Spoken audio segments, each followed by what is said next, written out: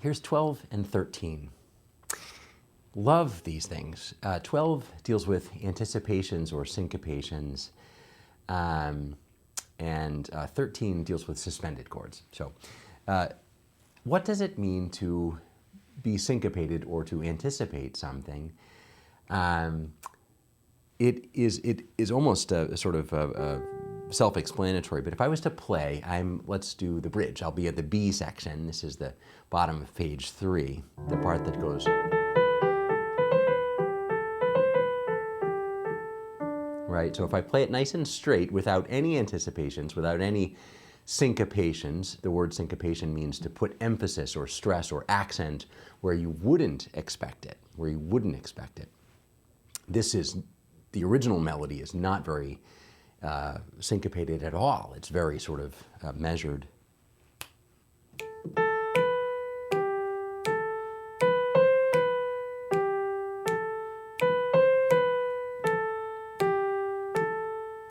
Kind of really rigid, really on the beat, on the books, very indicative of early 19th century when that was written. If I add rhythm to that, if I add syncopation to that, if I add anticipations, jumping the gun, playing the notes before they are quote unquote originally written, I can achieve so much fun and achieve really kind of obviously a gospel-y sound, but even a jazzy sound. This is indicative of jazz and blues, these types of things. I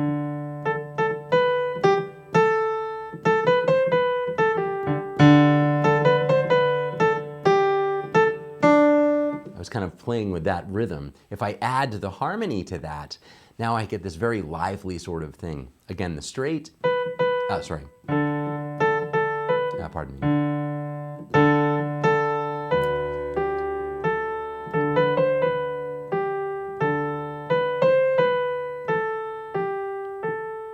And the way I've written it, by adding the chords, and also I'm mixing in all those points that we had talked about earlier, different bass notes and passing diminished chords and all this delicious stuff. But I'm also at this point really milking that concept of what it means to be syncopated and what it means to be anticipated. And so it's this sort of whirling dervish of different techniques together, the jambalaya, as it were. Here's the bridge, the B section, bottom of page 3. 2, 3, 4.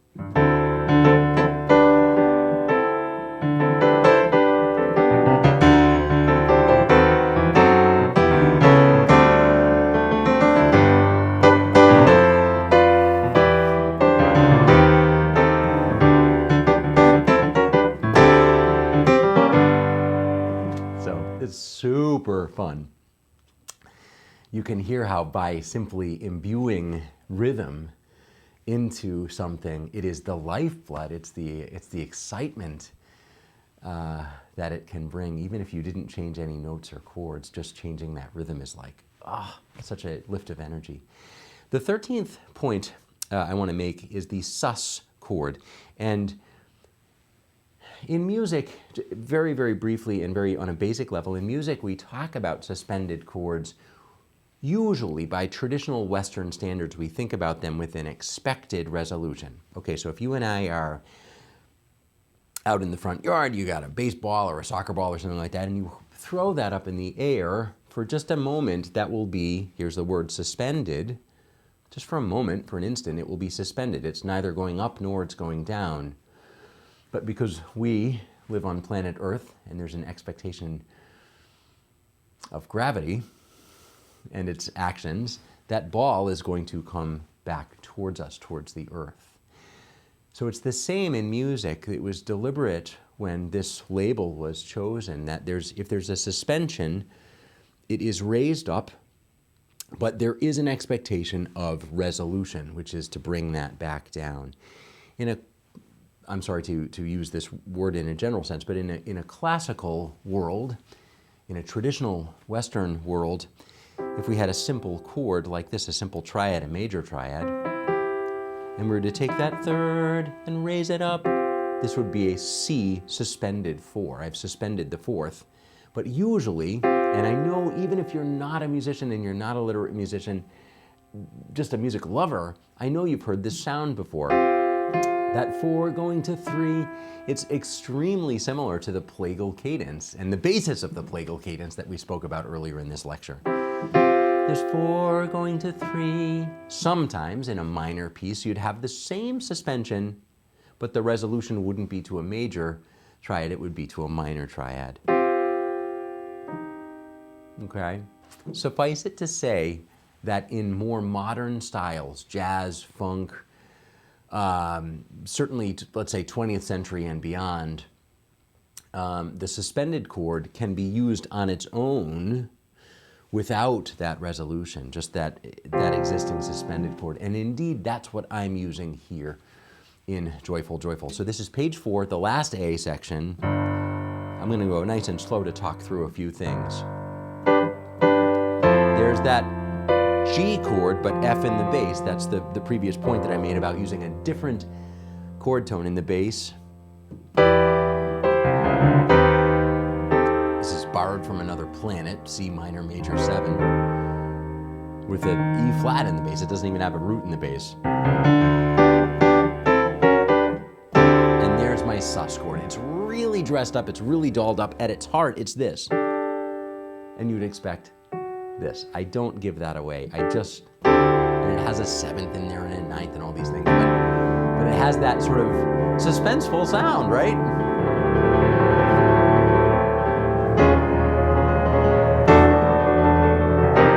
I feel like I'm at the circus and there's a tightrope walker, so it gives you that very suspenseful sound. So those are my 12th and 13th points. The use of rhythm, especially anticipations, jumping the gun, and syncopations, adding those wonderful jazzy, funky rhythms where they wouldn't normally be expected, the kind of definition of syncopation, to put that emphasis where it's not expected. It's a surprise. And the 13th point is the use of the sus chord, or suspended chord. So I have 7 more points. Thanks for hanging in there. Here they come.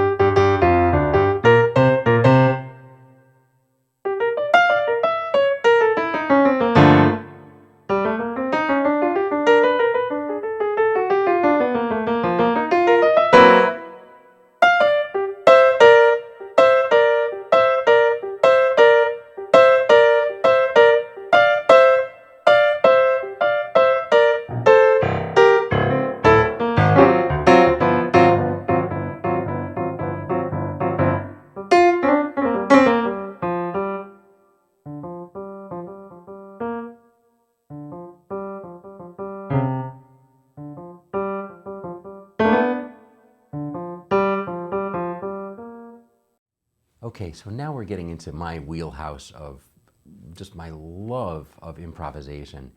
There's 2 points I want to make here.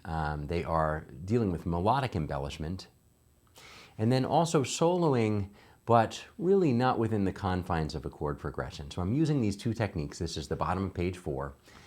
And the first one I'm using, melodic embellishment, I suppose one could argue I've used it throughout the entire piece already. I've taken a given melody and I've simply embellished it using different techniques. So that's really a simple point to make that kind of is a blanket statement. It kind of covers this entire arrangement. I've really gone a little haywire with this melody, but melodic embellishment. I write at the bottom of the page this sort of like fireworks moment after the da, da, da.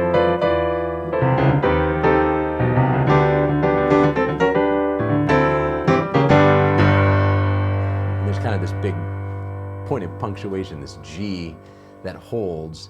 And this is sort of a transition, an interlude, if you will. And I think I wrote, yeah, excuse me, which is essentially just a riff, you know, like a little bluesy riff.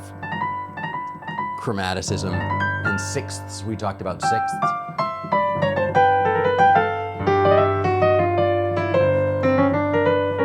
That type of thing. So just one little pebble of sand on a beach of melodic embellishment throughout this whole thing.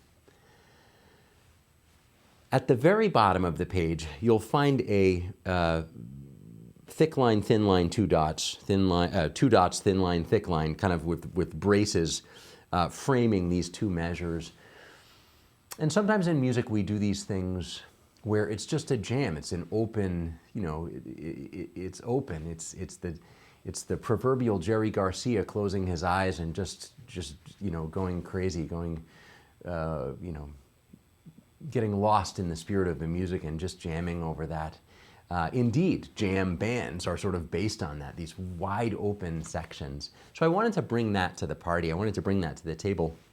And I limited myself in this case to be very G-centric. Now it just says G, so it could be anything. But in the spirit of what I'm trying to do in this gospel isms, I decided to try a few different things in the recording that you saw, in the video that you saw. But essentially, having fun, here's a couple of quick things that I think about when I'm having fun with just a G chord. I think about the chord itself. If it's G7, I think about this. And even those can be such a source of amazing melodic content and such great fodder for creative thinking. I'll limit myself to only using those chord tones.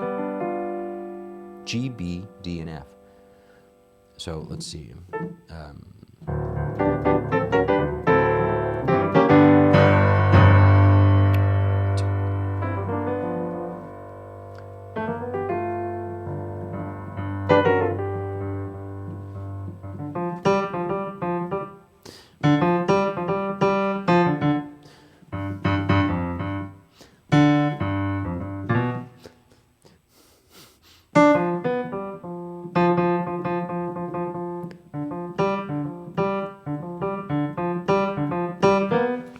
Et cetera, et cetera. I could go on for hours doing that, and that's just chord tones. Many times musicians use scales, like Mixolydian, or the blues scale, as it were, the minor pentatonic with the blue note in there. Or different chordal patterns.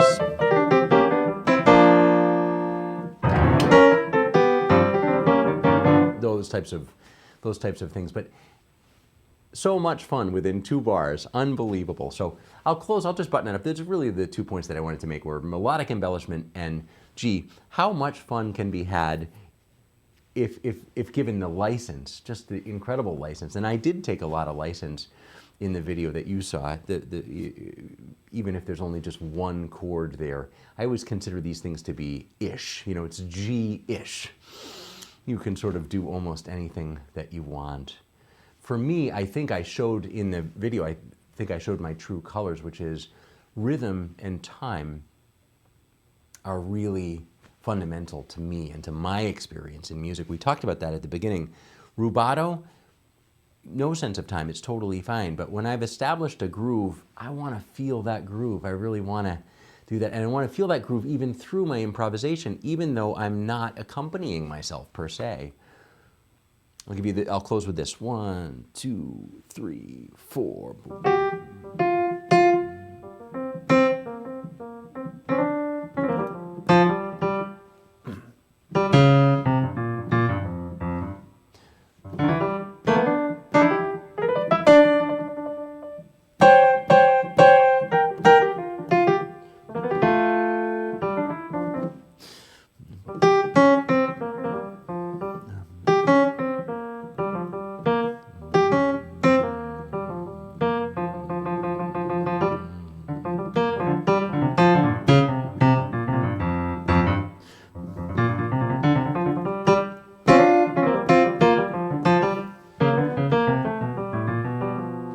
cetera, et cetera, et cetera, et cetera. I could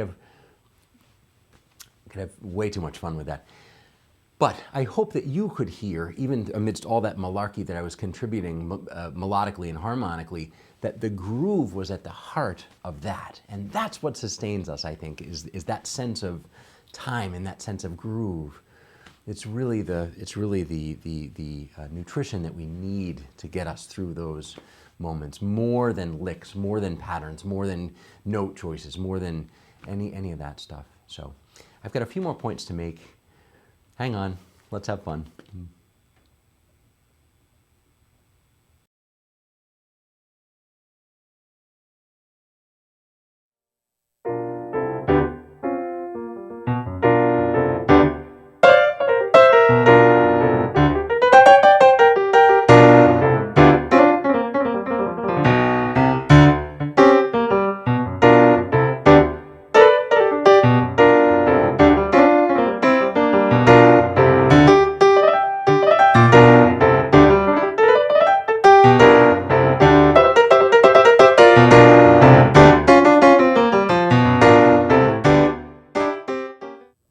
All right, 16 and 17, these are exciting points, 16 is, to me, is an unexpected thing. It came, something that as I was a kid, I never really contemplated this. So point number 16 is, what does it mean for to experience and to use the coexistence of a major third and a minor third? Isn't that crazy? My goodness. And then 17 talks about some just basic examples of improvisatory ideas, especially for those who are not that familiar with improvisation. Back to the first point that I want to make here, point number 16. My whole life, since I was a kid, I was taught that, well, you have a major chord or you have a minor chord, and that's it. These are two different things. This is vanilla and this is chocolate. End of story. This is a hamburger, this is sushi. Done. You wouldn't really have a combination of the two of them. And as I had mentioned in the previous video, I feel like over the years, as I have been exposed to different things, as I have gone to maybe a Baptist service, or I've experienced a praise band or a gospel band, or I worked with a musician that comes from the gospel background, and I hear these things and I'm like, what is that craziness? It's wonderful. It's just wonderful. So, top of page 5 is where there is another set of repeat signs, just 2 bars that go over and over again. And it's this, I'll play it for you. And I'll count it in because it's important to anticipate the first chord. 1, 2, 3, 4. So you can hear how I'm jumping the gun.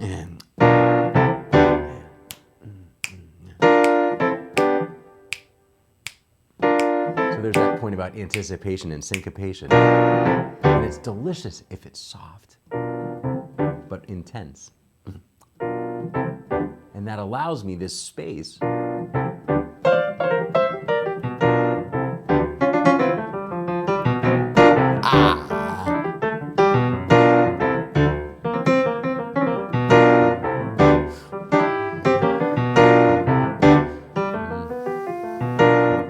Et cetera, et cetera, et cetera. Let's take a close look at this 16th point.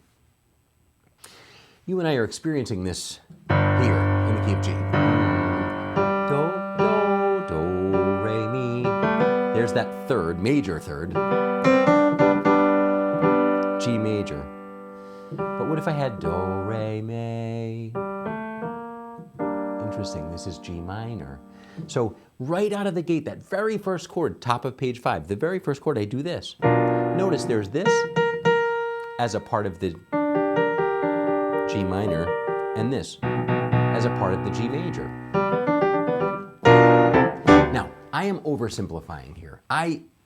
After many years of trying to roll this stuff around, I'm conveniently sharing that it's the coexistence of a major third and a minor third. It's just a talking point. But what I really feel like is at work here is that the use of that B flat, the lowered third, is more of a sort of a bluesy inflection, of a longing, which could have maybe originally be this, ba-ba-doo-da, ba-doo-da, which sounds very nice, ba-doo-da. But if you strain to get to that, whoa, oh, oh, no, it gives you a much more sort of earthy, organic, bluesy sort of sound. And so I think instead of a more of a deliberate, like what a traditional composer might do, which is, oh, I'm deliberately going to use the minor third and the major third. And I mean, I'm sort of trapped on this keyboard. The topography deems that I have to make that choice of this and this. But I feel like this concept is born from something more ancient.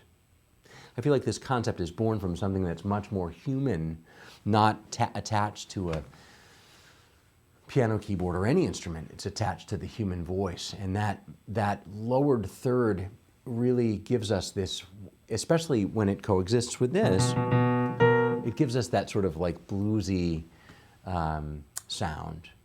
And you hear that. I've heard that a lot in gospel music, that, oh.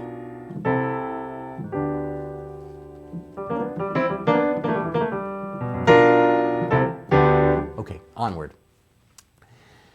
The 17th point I want to make today is about improvisation. Look, if you're a jazz head or a rocker or you just love to just mess around, you should totally learn this. Oh my gosh, you'll have hours of fun. Learn this. Here's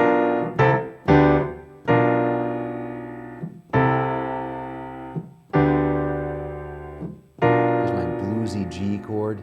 Jazzers would call this G7 sharp 9. Don't think that much. And I'm a jazzer. Don't think like that. Man, it's not. In this context, it's not that. Context is everything. In this context, I wouldn't think of it as G7 sharp 9. Kind of a 4 chord or a 2 chord. And then a 1 chord, a G chord, what classical musicians would call a 6/4, a fifth in the bass. And have fun with,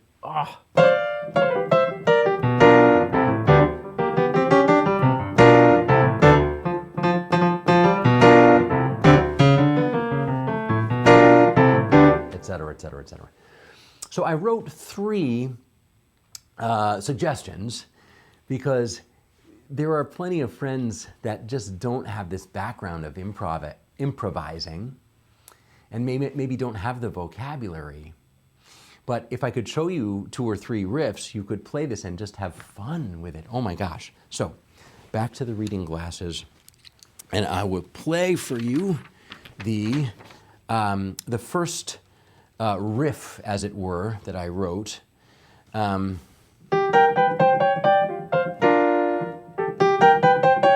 You could even play just the first bit of that, which is so cool. Notice how I've anchored my pinky on G, and I'm starting at that greasy minor third. And we talked about this earlier. This is chromatic, every note. I kind of lift it with a little pickup, which is G here.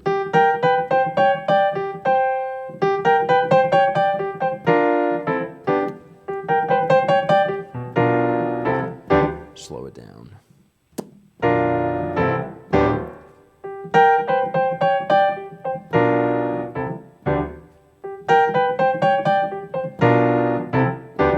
Etc., etc.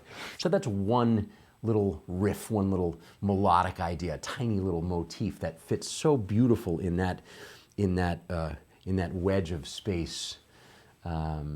It's wonderful. I'll share one more. This is I wrote this. Oh, pardon me. So this one actually is perhaps the easiest of all of them. This is the second stave.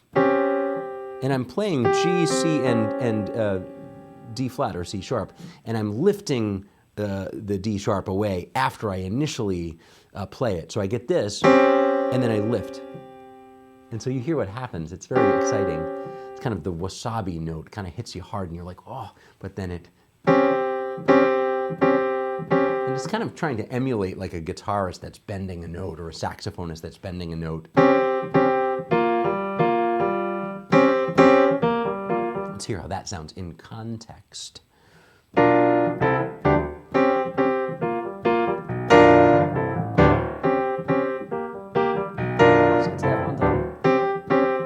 Ah!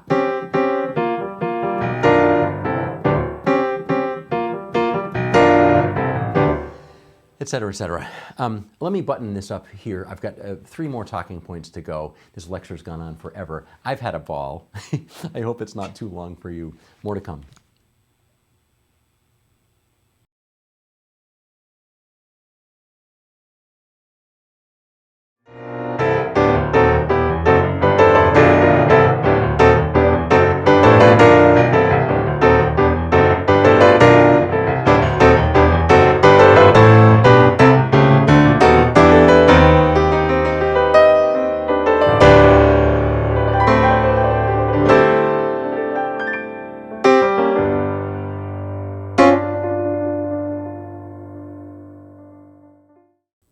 All right, so we're almost done.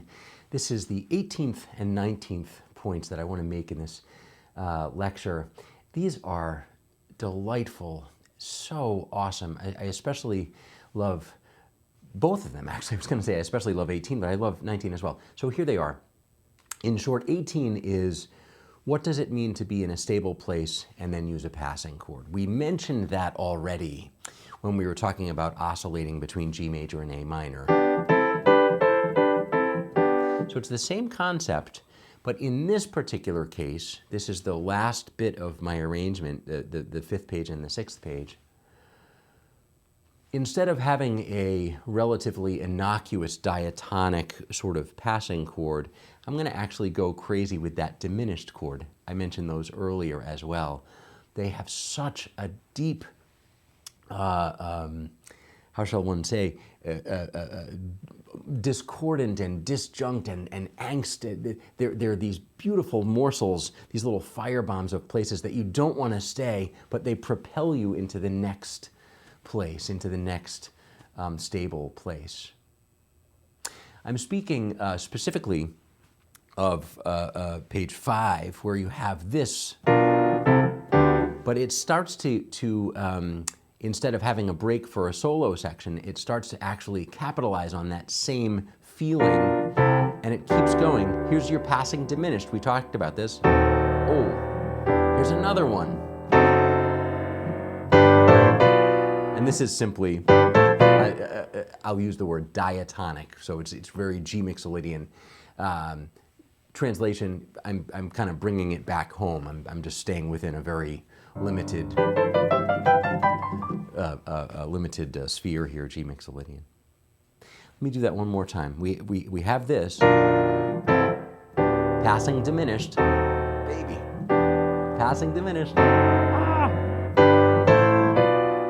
And if I loop that, as many musicians say, just kind of looping that same thing, I could do it all day long. And I hope you try it too. Oh my gosh, it's so fun. Oh,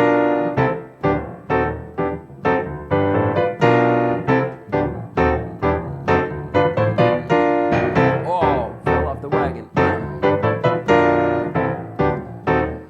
Play it slowly.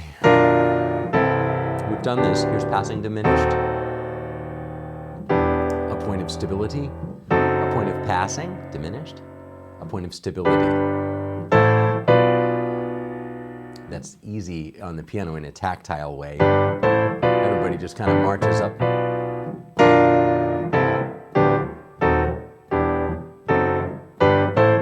I make, at the very bottom of page 5, I make a variation of this. You realize we're playing octaves in the left hand, but I rock those octaves. I play them like this,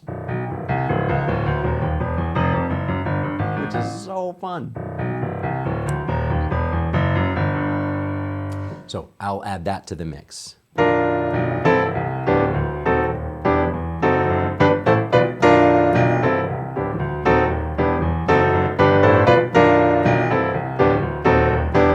my goodness gracious. So in that second example, it's the same ingredients. It's the exact same ingredients, but I'm rocking those octaves, and that's just hoping, I feel it, I'm feeling it. It helps to build that excitement for a wonderful finish.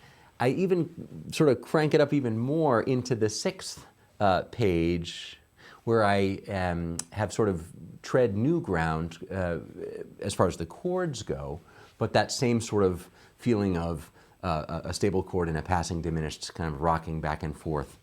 So we have this.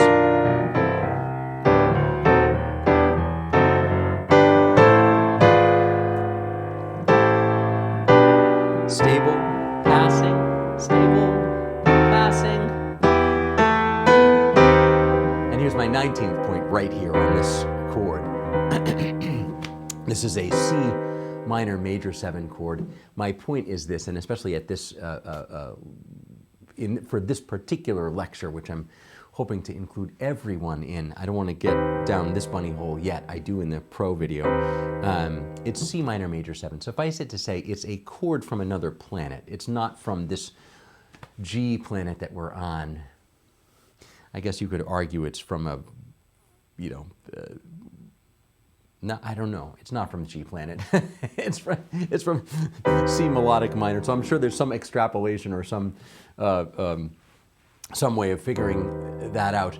There is a C chord in G, but I've made it minor, which is the interesting thing. And again, so there you have it. I'll put these together and I'll close with these 2 points of the stable versus passing chords and using those over and over and over again to build excitement, and also the use of that lovely borrowed chord, C minor. So here we are. This is page 5, the lower half. Passing, passing, passing, passing. Octaves.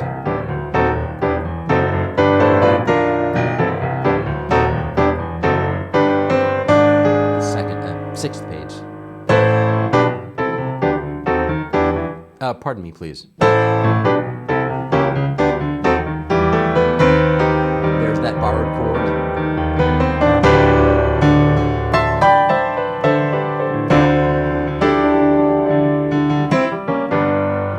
And then this brings some closure to that. You'll notice at the end there, this is the 6th page, about halfway down, it says DS Al coda. I mentioned this earlier in the lecture.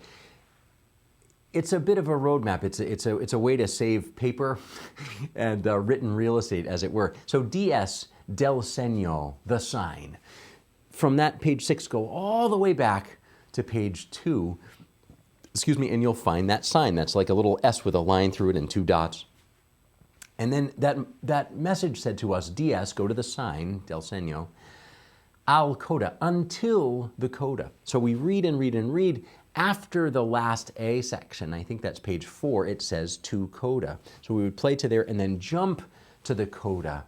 Again, coda is such a delightful word. It stems from the Latin for tail, or cauda, caudai. And the coda is this. Is that what I did? Yes.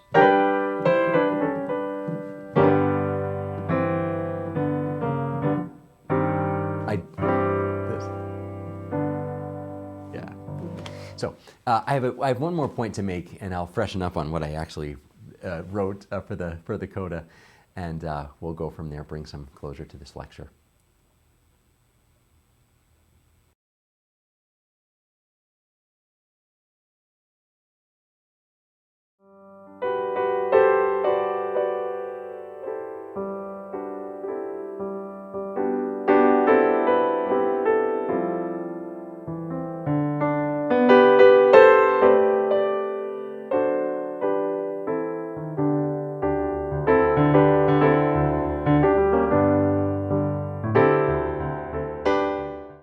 So here's some closure to this lecture.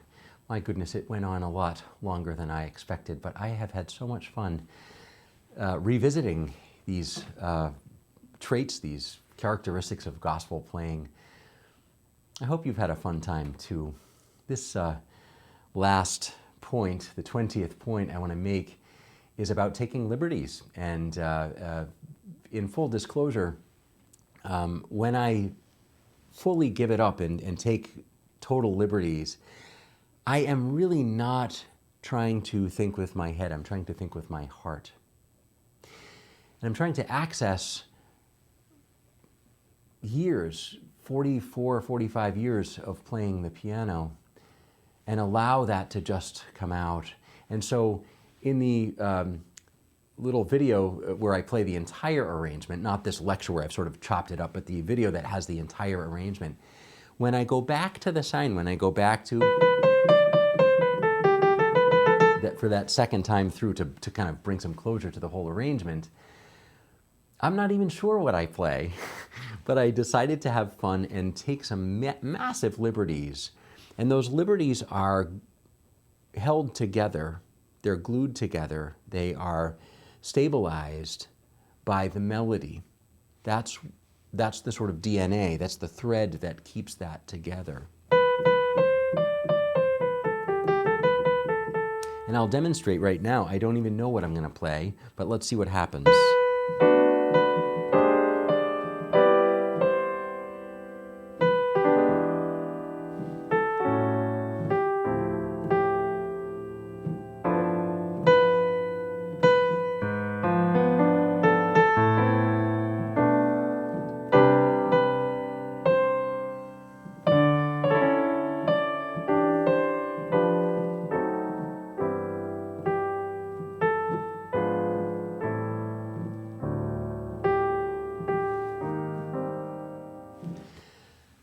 So if my life depended on it, I wouldn't be able to recreate what I just created, because my whole purpose at that juncture when I'm improvising, I don't want to look back. I only want to look forward like a comet that's sort of going through the sky.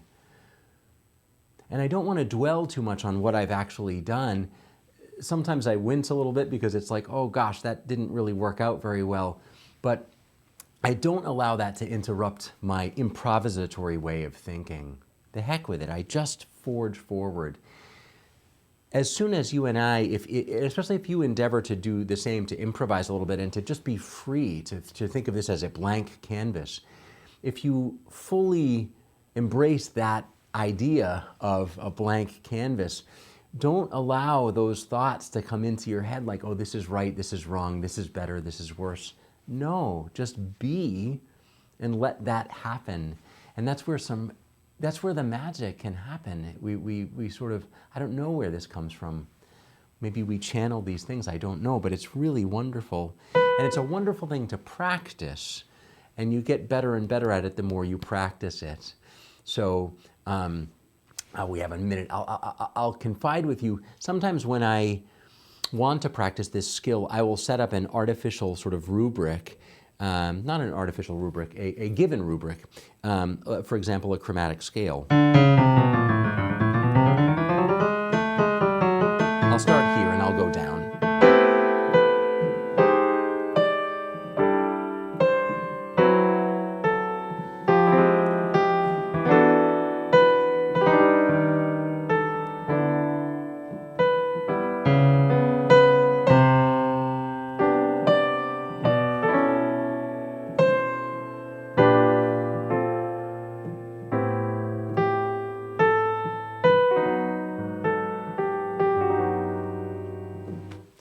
So you could hear how that sort of chromatic scale put up some goalposts for me. It gave me sort of some guidelines, almost like connecting the dots. And I would pose that as a challenge for you if that's something that you endeavor to do. Is sometimes it can be very overwhelming to be like, wow, I'm in a boat and I'm in the middle of the ocean and I can't see anything. And sometimes that's very intimidating, but by adding just one little goalpost or guidepost, that can be sort of a hand to hold, a rail to hold on to. So I'll close with this. The coda, which I botched earlier. You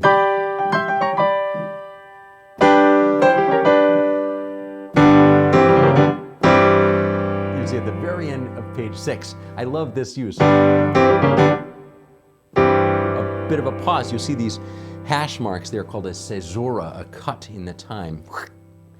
And then here with over it, a fermata, and then, yeah.